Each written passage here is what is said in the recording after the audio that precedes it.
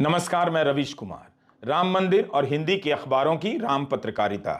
आज के वीडियो में हम इसके बारे में बात करने जा रहे हैं। यह राम पत्रकारिता क्या है? क्या जो पत्रकारिता चल रही है उसी का कोई विस्तार है या बिल्कुल एक नया लेवल है? मेरे हिसाब से इसमें काफ़ी कुछ नया भी है और पुरानी परिपाटी का अंश भी।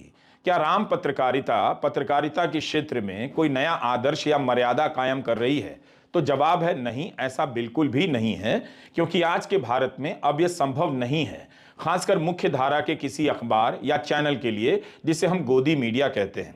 इसे यूं समझिए, जब भारत की पत्रकारिता में पेशे की नैतिकता और मर्यादा ही नहीं बची है, तब राम पत्रकारिता में कैसे बची रह जाएगी?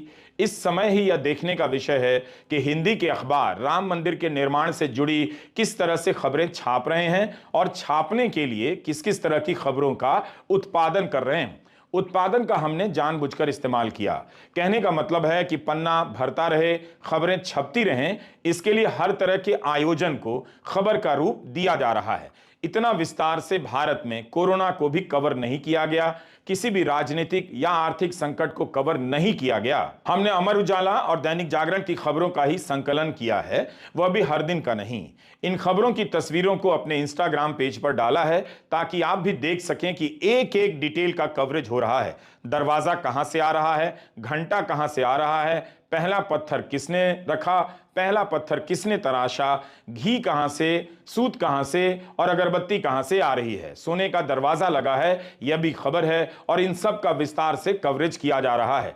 पूजा किस विधि से होगी, कौन कौन पूजा करेंगे, किस किस संत को कहां रहना पड़ेगा, कब पूजा के बारे में फैसला हुआ, पूजा की सामग्री कहां से आ रही है, एक एक डिटेल को खबरों के रूप में पेश किया जा रहा है। यही नहीं, संघ और संघ परिवार की भूमिका के बारे में तमाम खबरें छप रही हैं, जिसे देखकर लगता है कि यह संघ का कार्यक्रम है। आरएसएस की भूमिका के बारे में विस्तार से बताया जाता है और हेडलाइन बड़ी कर दी जाती है। राम मंदिर के उद्घाटन, इसके आसपास की राजनीति, उस राजनीति का चुनावी भविष्य और तमाम खबरों में इस्तेमाल होने वाले शब्द, इन सब के बारे में किसी शोधार्थी को विस्तृत अध्ययन करना चाहिए। किस तरह से पत्रकारिता के भीतर एक नई तरह की शब्दावली, हिंदू शब्दावली विकसित हो गई है, यह भी आप देख सकते हैं। धार्मिक आचार व्यवहार से जुड़े शब्दों ने संवैधानिक आचार व्यवहार से बने शब्दों को हटा दिया है, विस्थापित कर दिया है। हर दिन दैनिक जागरण और अमर उजाला में छपी खबरों को मिला दीजिए तो कई बार इनकी कुल संख्या 30 से भी ज्यादा हो जाती है। 15-15 न्यूज आइटम राम मंदिर के उद्घाटन से जुड़े कार्यक्रम के बारे में छप रहे हैं। इस जनवरी से एक पूरा पन्ना इन अखबारों में बना है। वैसे पिछले साल से ही लगातार कवरेज हो रहा है। अमर उजाला के पेज का नाम है सबके राम, दैनिक जागरण के पेज के नाम पर लिखा है श्री राम, हिंदुस्तान अखबार के पेज का नाम है राम लला प्राण प्रतिष्ठा समारोह। सभी दिन की गिनती कर रहे हैं। हर दिन छपता है 14 दिन शेष, 13 दिन शेष तो 12 दिन शेष। घड़ी घड़ी याद दिलाई जा रही है। आप इन खबरों के तरीके से या खबरों की राजनीति से सहमत ना भी हों, लेकिन पत्रकारिता में हो रही इस घटना से अनजान नहीं रह सकते हैं। राम के नाम पर राम पत्रकारिता भी वही है जो राम के नाम पर राम की राजनीति है। हिंदी अखबारों की राम पत्रकारिता को अनदेखा करना इस समय की एक बड़ी घटना से नजर फेर लेना होगा।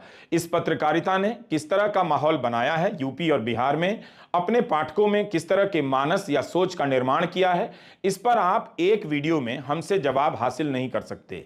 किसी शोधार्थी को और गहराई में जाकर अध्ययन करना चाहिए। राम मंदिर के कवरेज के बहाने भारत की दम तोड़ चुकी पत्रकारिता धार्मिक रूप लेकर नैतिक और मर्यादित बनने का प्रयास कर रही है, मगर हो नहीं पा रहा। यह मामला ठीक वैसा ही है जैसे देर से आने के कारण पूछने पर कोई बच्चा यह जवाब देता है कि वह फिल्म देखने नहीं गया था, जुआ खेलने नहीं गया था, मंदिर गया था, और यह जवाब सुनकर माता पिता चुप हो जाते हैं, खुश हो जाते हैं। यहां भी वही मामला लगता है। भारत के लाखों दर्शकों और पाठकों ने पाताल में जा चुकी भारत की पत्रकारिता को पताका मान लिया है, परचम। यह भी सच है कि करोड़ों लोगों को इसमें अब पतन नहीं दिखता है। अयोध्या में नया युग, कार सेवक के रूप में अयोध्या जाने वाले अलवर के प्रमुख लोगों ने कहा, आज हमारा सपना पूरा हुआ। हम आज के वीडियो में दिखाएंगे कि अदालत के आदेश के पन्नों में मस्जिद को गिराना आपराधिक कृत्य था, मगर राम पत्रकारिता के पन्नों पर मस्जिद गिराने वाले कार सेवकों को नायक की तरह छापा जा रहा है। अदालत के आदेश में मस्जिद शब्द का इस्तेमाल है। राम पत्रकारिता मस्जिद का इस्तेमाल बहुत कम करती है। ज्यादातर बार मस्जिद की जगह ढांचा का इस्तेमाल होता है। क्या इस तरह से लोगों की स्मृति से मस्जिद को गायब किया जा रहा है? क्योंकि मस्जिद कहने से उस अपराध को सामने लाना पड़ता है जिसके बारे में कोर्ट ने अपराध ही कहा है। ढांचा उस राजनीतिक धारा का शब्द है जिसके आह्वान पर लोग मस्जिद गिराने गए। कोर्ट इस काम को कानून का उल्लंघन मानता है। कोर्ट के आदेश को सभी पक्षों ने स्वीकार किया, लेकिन हिंदी के अखबारों का कवरेज सभी पक्षों का कम, एक तरफा ज्यादा लगता है। हम आगे के हिस्से में बात करेंगे कि कैसे कार सेवक स्वतंत्रता सेनानी की तरफ पेश किए जा रहे हैं। इनका महिमा मंडन इस तरह से किया जा रहा है जैसे इन्होंने कोई अपराध नहीं किया, जबकि अदालत ने साफ कहा है कि यह कैलकुलेटेड एक्ट यानी पहले से योजना बनाकर हिसाब लगाकर किया गया था। इसलिए हमने कहा कि भारत की पत्रकारिता में, खासकर गोदी मीडिया जगत में, पत्रकारिता के नैतिक होने की हर संभावना हमेशा के लिए समाप्त हो चुकी है। क्या वह राम के नाम पर राम की मर्यादा स्थापित कर रही है?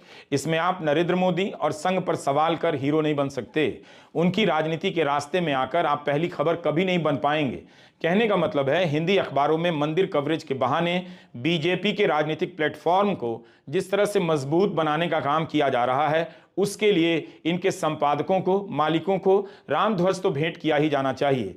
राम की मर्यादा के नाम पर मोदी की राजनीतिक मर्यादा गढ़ने वाले ये अखबार राम राज्य नहीं, मोदी राज्य की स्थापना कर रहे हैं, कर चुके हैं। नमस्कार, मैं रवीश कुमार।